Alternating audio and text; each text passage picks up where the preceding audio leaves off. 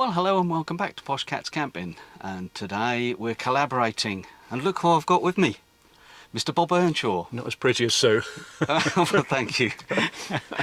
The girls are next door in Bob's van, and we're collaborating this month. It's a group of vanners with caravans, motorhomes, camper vans, and do remember to watch the playlist at the end. We've all got the same topic, and the topic this month, Bob, is? Yeah, it's off-grid or on hookup. Which do you prefer? Ah, okay. And the girls have taken one of the subjects. Yeah, they're going to cover being on-grid, the benefits of being on hookup. Okay, and what they like about it. Yeah.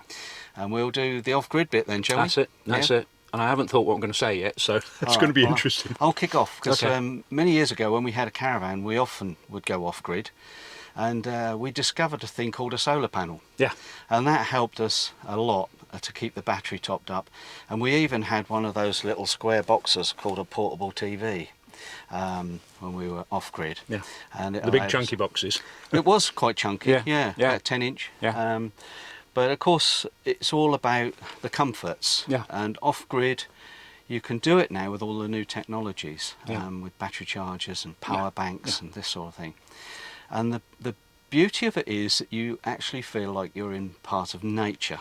Yeah. You can get amongst the trees, you can get next to the coast, and all of those places that you perhaps can't get close to with your van or your caravan. Yeah. Yeah. So I think that the other thing about it nowadays is most motorhomes, if we're talking about motorhomes, are actually come equipped for off-grid.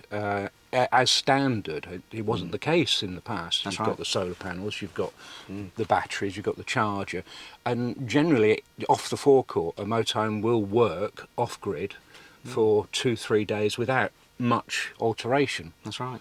Because it's not just the power, it's your water tanks, all three, fresh, grey and your chemical tank, all need refreshing after, you say, 2 or 3 days. Yeah.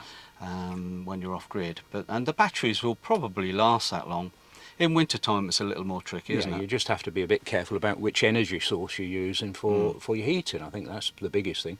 Obviously you've got diesel heaters now, and you've got refillable gas. We use Cala gas, but there are other sources of energy that you can use other than the 240 volt hookup. The other thing I was thinking was that being off-grid, it actually enables you to get to those out-of-the-way places, the like you say, the quieter places, and even some campsites offer camping that is off-grid. So even if you prefer the security of a campsite, you can still go off-grid and just not use any electricity. That's true. Because a lot of campsites are charging for electricity as well now. More and more. And more. Yeah. So it's a big consideration there, whether, It is, whether you're off-grid, unplugged, as they say. Yeah. Yeah, and it is some. When we started using CLs a few years back, most of them didn't have electric hookup. Now it's the other way around. Yeah, they do provide you with a hookup, and most of the time we would just have a tap and a waste point so that you could do your tanks. Yeah. But these days, even some of the little CLs have toilet blocks, don't they? Yeah, that's right. That's right. So, yeah. I mean, it's. I mean, the struggle with off-grid. You read it on Facebook all the time. Is where do I empty my water? Where do I fill up my water? And all that sort of thing. Yeah. If you're talking about proper wild camping, then obviously that's a slightly different subject, and there are other considerations. You can spend an awful lot of money on things that will allow you to do that, the Vitron systems and all that. That's right. Of course, if you just want to do it 2 or 3 days, you're all set up already. I think that is the elephant in the room, really, Bob, and it's money. We all like to go off-grid because we're thinking we're getting a cheap weekend. Yeah, but if you spent thousands on a system... Exactly, you may have spent a bit more money enabling your van to go off-grid for longer. Yeah. But as you say, more modern vans now do come equipped with a solar panel, and you can do 2 or 3 nights without plugging yourself in. Yeah, yeah. So we really enjoy it. But we like to mix and match. Yeah, I think I think I'd like to do more, but Jenny's always a bit more cautious about. She likes her comforts, as it were. Yeah. And it is comforting to know that you're plugged in and you've got facilities around you. Yeah.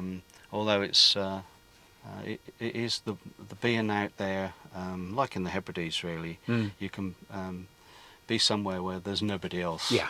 And, Yeah, you can find those out of the way places, those fantastic views and everything. That's right. Yeah. Yeah, amazing. Right. Okay, well that's our view of being off grid, I guess. Yeah, and I completely forgot to set my timer, so I've no longer no idea how long this I'll was. chop little bits out, Bob. Yeah, all right. We'll be all right. Yeah.